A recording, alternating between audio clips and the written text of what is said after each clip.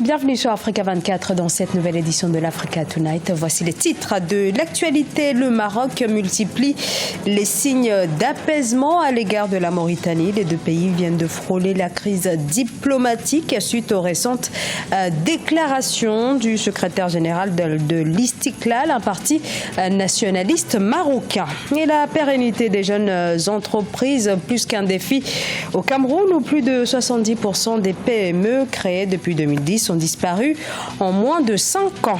Et au Niger, la première édition du camp chantier des jeunes a été lancée ce mardi 27 décembre. Une occasion pour ces jeunes de participer à des activités d'intérêt général.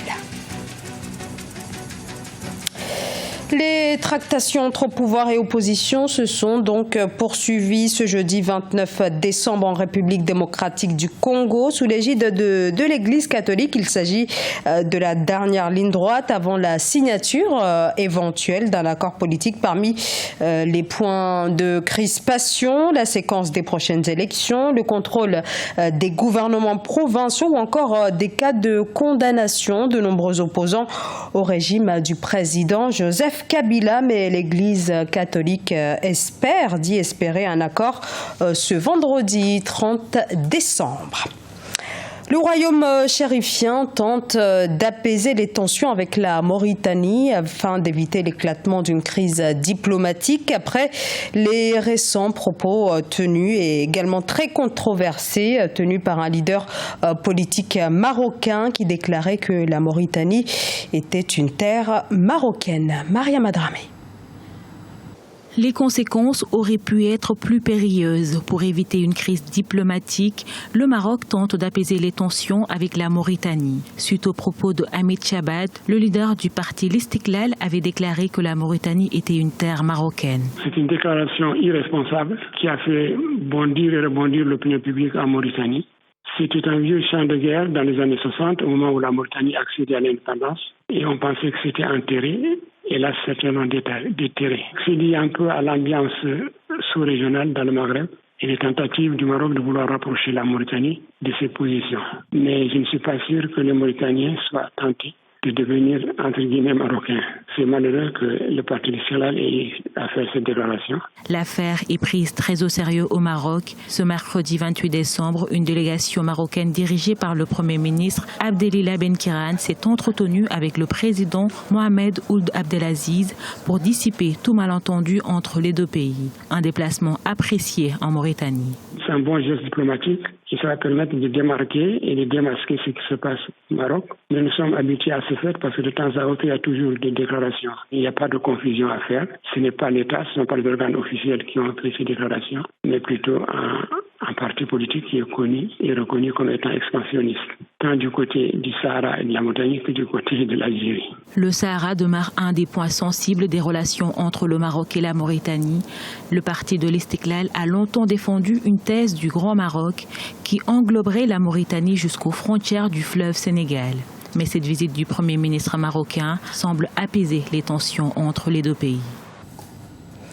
Le Niger annonce le lancement d'un programme d'amnistie et de réinsertion pour les anciens combattants de Boko Haram. Cette mesure concernerait des dizaines de ressortissants nigériens et pour ce faire, les autorités évoquent la construction d'un camp de transit, mais également la mise en place d'un dispositif pour faciliter leur réinsertion. Au Cameroun, le taux moyen de survie des petites et moyennes entreprises n'est que de 30%. Plus de la moitié des entreprises créées entre 2010 et 2015 ne sont pas parvenues à pérenniser leur activité. Les précisions dans ce sujet préparé par Idlet Mirabel-Bissou. Selon une étude du Centre d'analyse et de recherche sur les politiques économiques du Cameroun, le taux de disparition des petites et moyennes entreprises PME entre 2010 et 2016 est estimé à 72%. Un chiffre élevé selon certains observateurs de la scène économique qui assurent tout de même que le phénomène est récurrent. L'étude indique que 7 entreprises sur 10 créées de 2010 à 2015 n'ont pas survécu jusqu'au mois de mai 2016. Parmi les causes qui peuvent justifier la disparition de ces PME au Cameroun, les frictions entre les actionnaires, le manque de qualification et de vision des entrepreneurs. Le taux de 72% 72%, pour moi, c'est un peu exagéré, mais je dis encore que les PME meurent, un peu comme partout ailleurs. Et l'explication que j'apporte à ça maintenant, c'est le marché. De 2010 jusqu'en 2016, le Cameroun a lancé des grands projets à partir de 2011, des projets structurants, on recrute beaucoup de gens. Mais malheureusement, ces projets sont financés par des partenaires au développement qui nous ont proposé des modèles de projets clés en main. Une situation qui fragilise davantage la survie des petites et moyennes entreprises locales. Depuis quelques années, des réformes pour accompagner le secteur sont mises en place par l'État. Il s'agit entre autres des guichets de formalité de création d'entreprise, du guichet de formalité domaniale et du guichet unique des opérations du commerce extérieur. Pour encadrer les PME, l'État quand même a mis sur pied des institutions dont l'objectif serait tourné vers l'appui concret de la PME. Elle s'implique à regarder de près, elle met des conseillers d'entreprise pour pouvoir aider la PME à mieux se structurer. L'État, à côté de ça, a mis également sur pied l'agence de promotion des PME, la PME, qui avait été prévue dans la charte des investissements de 2002. Donc depuis l'année dernière, l'agence de promotion des PME est née. L'État a mis également sur pied l'agence de promotion des investissements. Mais malheureusement, on se plaint quand même à regretter que tous les investisseurs qui sont passés par là ne sont pas des PME. C'est des industriels étrangers et qui bénéficient parfois des exemptions qui vont à terme tuer des entreprises qui existent déjà localement. À cela s'ajoute le problème d'accès au financement des petites et moyennes entreprises au niveau des institutions financières. Depuis 1 an et demi, la Banque camerounaise des PME, société anonyme, a été créée pour soutenir les entrepreneurs dans ce sens. Seulement, selon certains analystes, elle tarde encore à décoller.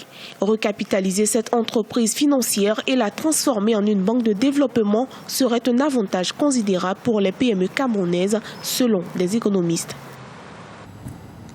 Depuis octobre 2016, les exportations ivoiriennes de cacao enregistrent une hausse de plus de 8% par rapport à la même période en 2015, soit plus de 780 000 tonnes de fèves. Mais une bonne partie de ce cacao s'accumule dans les ports et les entrepôts du pays en raison d'une chute des prix qui incite certains exportateurs à suspendre leurs achats. Depuis décembre, les cours mondiaux du cacao ont atteint leur plus bas niveau en 3 ans. Les camps chantiers des jeunes ont démarré ce mardi 27 décembre 2016 au Niger. Les camps chantiers, c'est avant tout un carrefour d'échange avec un brassage interculturel, mais aussi et surtout la réalisation d'un projet d'intérêt communautaire. Reportage Sadou Alizé Mokhtar, notre correspondant au Niger. L'édition 2016 du camp chantier des jeunes du Niger qui a été lancé mardi se poursuit jusqu'au 30 décembre 2016. Ils sont près de 400 jeunes présents à cette rencontre à la fois festive et éducative. Au programme, des activités d'intérêt communautaire et instructives mais aussi culturelles. La protection de l'environnement n'a pas été occultée. Ce matin, nous sommes convergés vers la commune 5 pour une activité de sensibilisation, c'est-à-dire pour une activité de désensablement, c'est-à-dire de la voie du deuxième pont. Aujourd'hui, nous avons pris l'initiative en tant que jeunes, en tant que membres aussi de l'acteur du changement de comportement des jeunes, vraiment de mener cette activité pour faire aussi changer l'esprit de la jeunesse, pour qu'on sache qu'aujourd'hui, en tant que jeunes, on doit mener notre propre combat aujourd'hui pour espérer un changement à tous les niveaux. Ce grand rassemblement permet aux participants venus des 4 coins du Niger de mener des activités diverses. Il s'agit ici de promouvoir les valeurs de paix, de civisme et de responsabilité nécessaires au développement du pays. Les problématiques de l'extrémisme religieux et de la dividende démographique sont expliquées aux jeunes. Aujourd'hui, c'est les jeunes qui sont embrigadés, c'est les jeunes qui sont utilisés dans les mouvements extrémistes. Donc, comment leur véhiculer des informations qui vont leur permettre de prendre des bonnes positions? Donc, nous allons expliquer tout ça à la jeunesse, pour que la jeunesse puisse, à la sortie de ce camp, adopter vraiment une fécondité responsable. Parlant des ODD aussi, vous savez bien que la jeunesse doit être au cœur de ces objectifs du millénaire pour le développement. Donc ils doivent d'abord les connaître. Les 17 objectifs doivent être connus par les jeunes. Le camp chantier a pour objectif de promouvoir le brassage culturel entre les jeunes des communes, départements et régions du Niger. Selon les organisateurs, cet événement devrait permettre de renforcer les liens de solidarité et de fraternité en vue de favoriser la participation citoyenne des jeunes et de susciter l'esprit de leadership chez les campeurs.